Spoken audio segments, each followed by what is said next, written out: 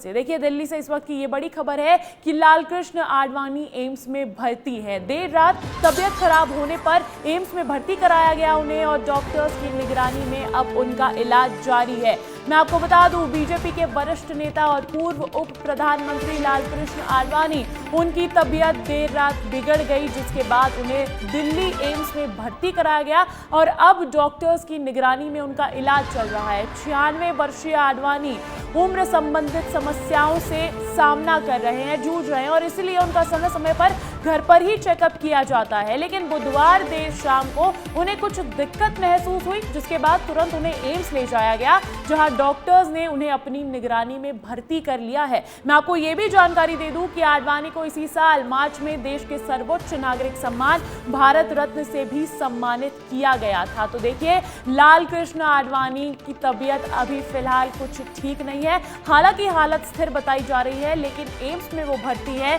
और देर रात तबीयत खराब होने की वजह से उन्हें भर्ती कराया गया था। फिलहाल डॉक्टर्स की निगरानी में उनका इलाज जारी है।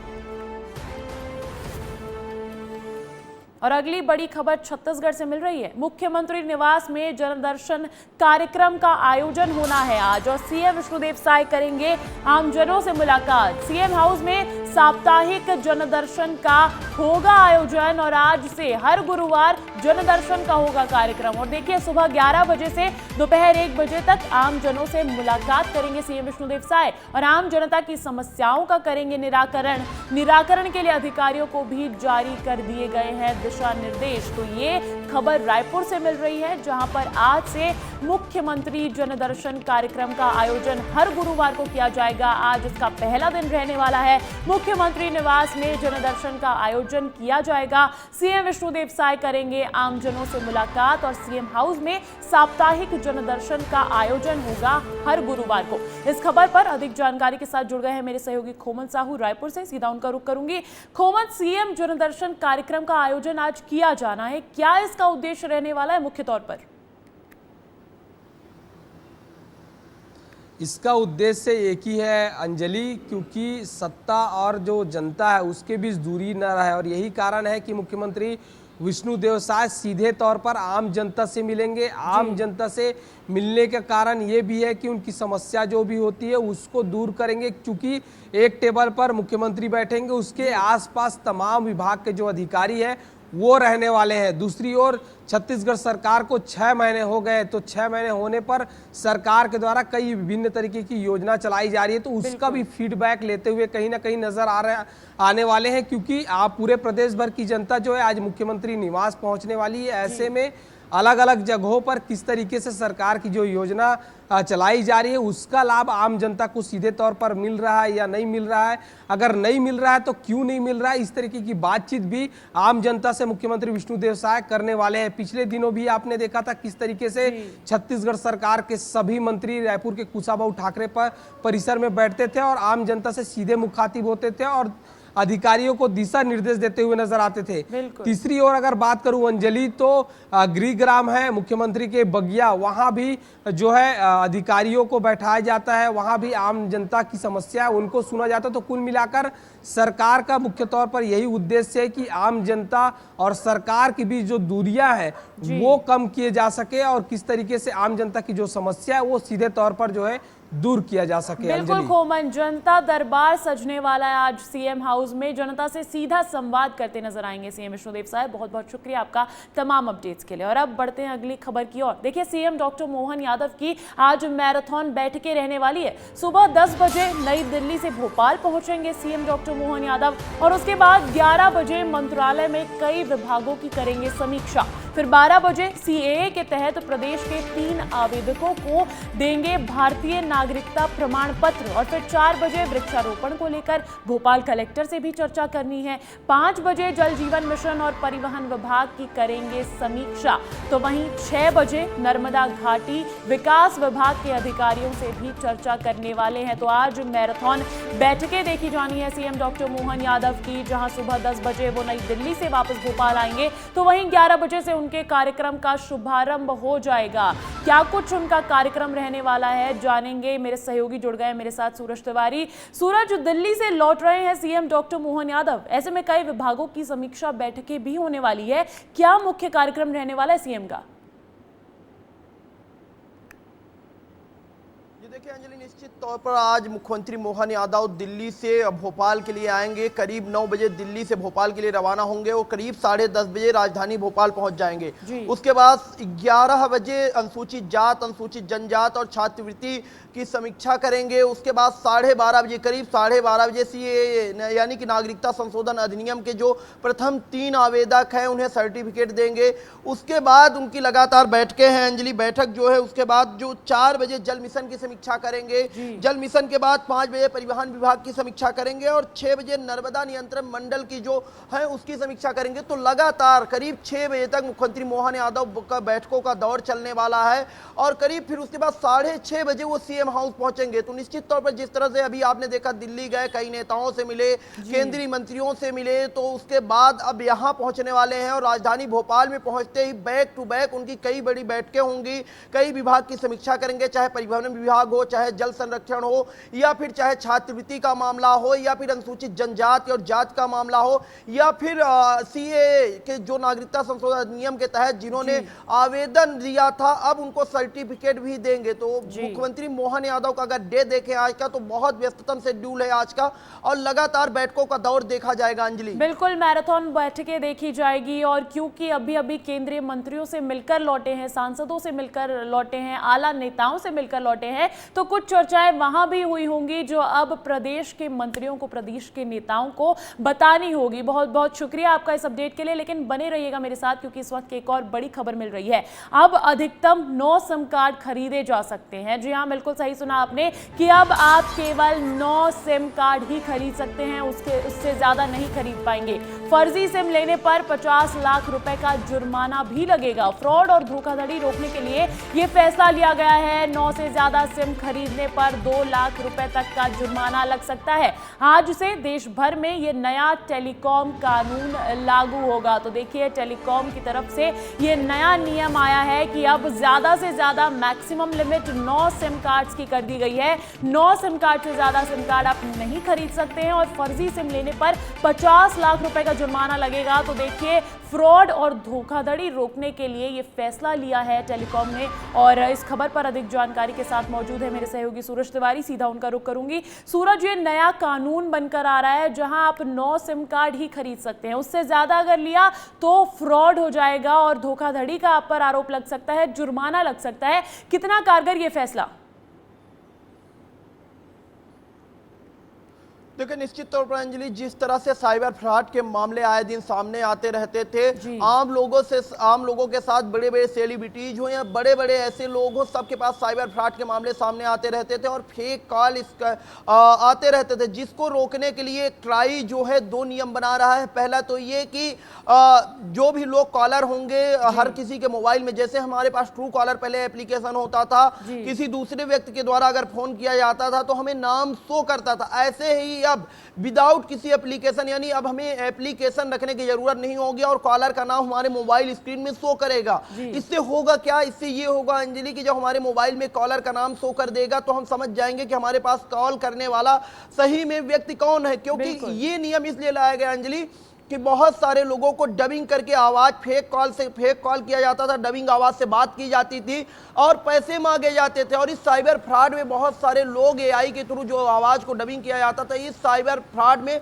बहुत सारे लोग फंस भी जाते थे। अब ऐसा नहीं होगा क्योंकि अगर जो व्यक्ति जिसे कॉल करेगा उसी के नाम से डिस्प्ले में नाम शो करेगा। दूसरा नियम अंजलि ये है कि 9 ही सिम कार्ड अब लोग खरीद पाएंगे। एक व्यक्ति अपने नाम से 9 सिम कार्ड ही रजिस्टर्ड करवा पाएगा। अगर उससे ज्यादा करता है, उससे ज्यादा अगर उसके नाम से सिम रजिस्टर्ड पाई जाती है तो भारी भरकम जुर्माना भी देना पड़ेगा।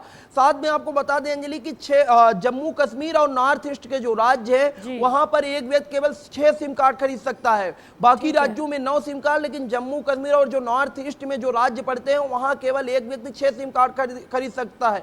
तो कहीं ना कहीं ट्राई के ये नियम सामने आ रहे हैं अंजलि, और ये नियम इसलिए भी जरूरी है क्योंकि जिस तरह से साइबर फ्रॉड के मामले सामने आ रहे थे, कई लोग साइबर फ्रॉड में फंसते जा रहे थे, उससे बचने के लिए ट्राई ने कहीं ना कहीं बिल्कुल, सरकार ये जो ट्राई नियम निकल के सामने आए हैं, कहीं ना कहीं स्पैम कॉल्स पर ये कंट्रोल रखेंगे, फेक कॉल्स पर ये कंट्रोल रखेंगे और साइबर क्राइम भी कहीं ना कहीं इससे कम होगा। बहुत बहुत शुक्रिया सूरज तमाम अपडेट्स के लिए। सीएम डॉक्टर मोहन यादव जब दिल्ली से लौटेंगे तो मैराथन बैठकों का दौर चलने वाला है, लेकिन दिल्ली में भी उनका शेड्यूल व्यस्त ही रहा। दिल्ली में सीएम डॉक्टर मोहन यादव ने प्रदेश के सभी सांसदों के साथ बैठक की। एमपी भवन में ये बैठक की गई और मीटिंग में राष्ट्रीय सह संगठन महामंत्री शिव प्रकाश और क्षेत्रीय संगठन महामंत्री अजय जामवाल भी मौजूद रहे। इसके अलावा लोकसभा चुनाव प्रभारी डॉक्टर महेंद्र सिंह और सह प्रभारी सतीश उपाध्याय भी बैठक में शामिल रहे। प्रदेश के डिप्टी सीएम जगदीश देवड़ा और राजेंद्र शुक्ला भी इस बैठक में मौजूद थे।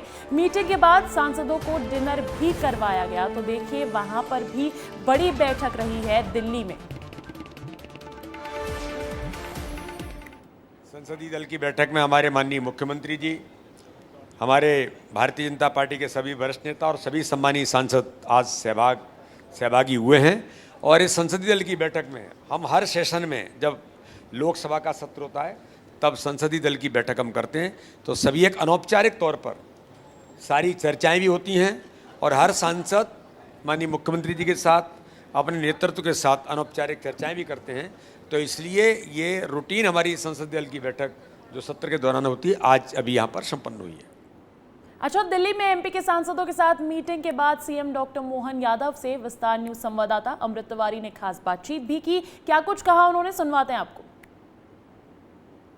हमारे साथ हैं मुख्यमंत्री जी। मुख्यमंत्री जी, आपसे मैं ये जानना चाहूँगा, आज आपने एक बैठक भी की थी जल शक्ति मंत्री के साथ, केन बेतवा लिंक को लेकर के भी आपने बात की है। मैंने केन बेतवा और पार्वती काली सिंध चंबल योजना, दोनों योजनाओं पे बात की। एक योजना हमारी उत्तर प्रदेश सरकार के साथ मिलकर बनने वाली जो पूरे बुंदेलखंड का भला करेगी, एक योजना राजस्थान के साथ मिलकर बनने वाली जिसके माध्यम से पश्चिमी मध्य प्रदेश से लगा के चंबल तक हमको पीने का पानी, सिंचाई का पानी, कई सारे लाभ मिलने वाले हैं। मुझे संतोष है, माननीय मंत्री जी ने गंभीरता के साथ लिया है और केन बेतवा का तो बहुत जल्दी माननीय प्रधानमंत्री जी को हम निमंत्रण दे करके उसका भूमि पूजन भी कराएंगे। उसी गति से माननीय प्रधानमंत्री से दूसरी योजना का भी भूमि पूजन कराने में सफल होंगे। मुझे संतोष है इस बात का, माननीय मुख्यमंत्री भी मेरे से मिले थे, भजन लाल जी, और हमने मिलकर आपस में सरकार के लेवल पे कोई कठिनाई नहीं आई, इसके अधिकारियों को निर्देश भी दिए और बहुत जल्दी इसके रिजल्ट दिखाई देंगे। आपने जो है आज इमरजेंसी की बरसी को लेकर भी कई कार्यक्रमों में शिरकत की आपने। विपक्ष जो है आज देखा गया, जब ओम बिरला जी इस पर एक निंदा अपने लेकर के आए तो उन्होंने कहा कि ये ध्यान भटकाने का काम है और वो बीजेपी के इशारे पे काम कर रहे हैं। ध्यान भटकाने का काम तो कांग्रेस कर रही है। जो संविधान दिखाती है वो माफ़ी मांगे कि 100 से ज़्यादा संविधान संशोधन उनने क्यों कराए, और वो भी संविधान संशोधन जिसमें उनका हित था। संविधान की धज्जी उड़ा करके इलाहाबाद हाईकोर्ट के फैसले का जिस ढंग से मजाक बनाया श्रीमती इंदिरा गांधी जी ने और देश के ऊपर आपातकाल ठोक दिया, इस पाप की अगर कोई जवाबदार है तो कांग्रेस पार्टी, कांग्रेस को माफ़ी मांगना चाहिए। Thank you sir, thank you so much. तो ये थे मुख्यमंत्री मोहन यादव जी, जो कि आज अपने सांसदों के साथ प्रदेश के उन्होंने एक बैठक की और उन्होंने ये साफ बताया कि किस तरह से प्रदेश में विकास को लेकर के वो तत्पर हैं और अलग अलग मंत्रियों से वो बातचीत कर रहे हैं। सांसदों से भी अनुरोध है कि वो प्रदेश के विकास में अहम भूमिका निभाए। कैमरा पर्सन रेहान खान के साथ मैं अमृत तिवारी, विस्तार न्यूज़, दिल्ली। और देखिए, किसानों के हित में विस्तार न्यूज की खबर का बड़ा असर हुआ है। किसानों के हित में सरकार का बड़ा फैसला आया है कि जल्द चालू होंगे सभी मृदा परीक्षण केंद्र। 25 जून को कैबिनेट की बैठक में ये फैसला लिया गया और विस्तार न्यूज ने प्रमुखता से ये खबर भी दिखाई थी। तो देखिए, अब किसानों के हित में सरकार का ये बड़ा फैसला आया है निकलकर सामने। 25 जून को कैबिनेट की बैठक थी, तमाम विभागों की उसमें समीक्षा की गई, तमाम विभागों से जुड़े फैसले लिए गए। लेकिन ये बड़ा फैसला इसलिए भी खास हो जाता है क्योंकि विस्तार न्यूज ने इस खबर को प्रमुखता से दिखाया था। विस्तार न्यूज की खबर का बड़ा असर हुआ है जहां किसानों के हित में सरकार का ये बड़ा फैसला निकलकर सामने आया है कि जल्द चालू होंगे सभी मृदा परीक्षण केंद्र। 25 जून को कैबिनेट की बैठक में ये फैसला हुआ था। मिट्टी परीक्षण के लिए भी ये अहम हो जाती है और विस्तार न्यूज ने इस खबर को प्रमुखता से दिखाया था और अब इस पर सरकार का फैसला भी सामने आया है। वहीं देखिए रायपुर में बुधवार को चला विश्व हिंदू परिषद और बजरंग दल का धरना खत्म हो गया। मोतीबाग के बाद हिंदूवादी संगठन के लोग सिटी कोतवाली पहुंचे और थाने के बाहर ही प्रदर्शन किया। हिंदूवादी संगठनों ने हवन भी किया। वहीं प्रदर्शन की खबर मिलते ही डिप्टी सीएम अरुण साव पहुंचे सीएसपी दफ्तर में। अंदर काफी देर तक उन्होंने मामले को लेकर चर्चा भी की। वहीं बाहर आकर उन्होंने कहा कि आपकी भावनाओं ने हम अब अवगत हैं और उन्होंने ये भरोसा भी दिलाया कि जो बेहतर होगा हम करने की कोशिश करेंगे। वहीं डिप्टी सीएम के भरोसे के बाद धरना खत्म कर दिया गया। आप सबके भावना से हम अवगत हुए हैं। अधिकतम अच्छा से अच्छा कार्रवाई हो सकते सरकार वो लेवल में कार्रवाई करी, ये मैं आपका भरोसा दिलाता हूँ। अपन जो नेतृत्व है, हमारे जो वरिष्ठ पदाधिकारी है, हमारे वरिष्ठ पदाधिकारी है, जेकर मन के साथ हम बैठ के विस्तार से चर्चा करे हैं। जो अच्छा से अच्छा हो सकते आपकी मांग के लिए वो करे कि मैं आपका भरोसा दिलाता हूँ। और देखिए अंतरिक्ष में जाना जितनी खुशी की खबर देता है तो अंतरिक्ष से ना लौट पाना भी हमारी धड़कन बढ़ाता है।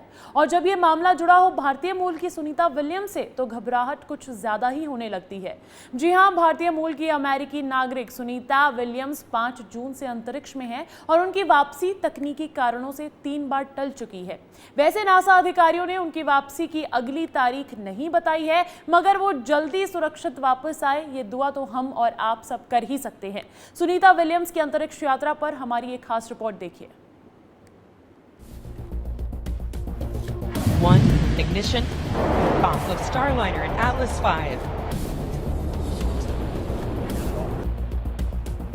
जीरो ग्रेविटी में डांस करती हुई ये भारतीय मूल की अंतरिक्ष यात्री सुनीता विलियम्स हैं। लेकिन अब उनका जोश कम होने लगा है। वजह है उनका अंतरिक्ष में फंस जाना। सुनीता विलियम्स और बुच वॉल्मर 5 जून को स्टार लाइनर स्पेसक्राफ्ट से अंतरिक्ष गए थे। 6 जून को सुनीता ने आईएसएस पर कदम रखा था। 13 जून को उन्हें वापस लौटना था। बोइंग के स्टार लाइनर में खराबी आ गई, जिसके कारण 22 जून को नासा ने एक बार फिर नाकाम कोशिश की और एक बार 24 जून को पानी के रिसाव के कारण लैंडिंग टाल दी गई। दोनों धरती पर वापस कब लौट सकेंगे इसकी जानकारी नासा ने अब तक नहीं दी है। उनकी वापसी में हो रही देरी के लिए स्टार लाइनर पर हीलियम का लीक होने को जिम्मेदार माना जा रहा है। खबर ये भी है कि मिशन शुरू होने से पहले नासा और बोइंग दोनों को ही इस बारे में पता था। इसी लीकेज के कारण पहले भी लॉन्चिंग टल चुकी है। पहले ये मिशन 7 मई को लॉन्च होने वाला था, लेकिन हीलियम लीकेज होने के कारण लॉन्चिंग टाल दी गई थी। स्टार लाइनर की फ्यूल कैपेसिटी 45 दिन की है। इस मिशन को शुरू हुए 20 दिन गुजर चुके हैं। अब सिर्फ 25 दिन बाकी हैं। दोनों को वापस लाने के लिए ऑन ग्राउंड इंजीनियर्स की टीम दिन रात लगी हुई है। हालांकि सुनीता विलियम्स पहले भी 45 दिन से ज्यादा स्पेस में बिता चुकी हैं। 2006 में सुनीता ने अंतरिक्ष में 195 दिन बिताए थे। 2012 में वो 127 दिन अंतरिक्ष में रही थी। इस दौरान उन्होंने कई सारी वीडियोस भी बनाए थे।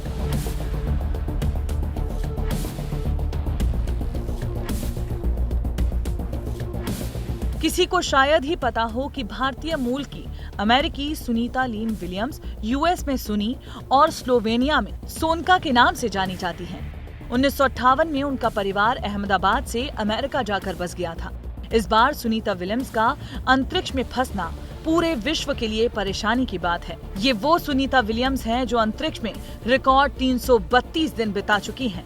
अब ये सवाल खड़ा हो रहा है कि वास्तव में स्टार लाइनर अपने चालक दल को कब तक वापस ला पाता है। ब्यूरो रिपोर्ट, विस्तार न्यूज।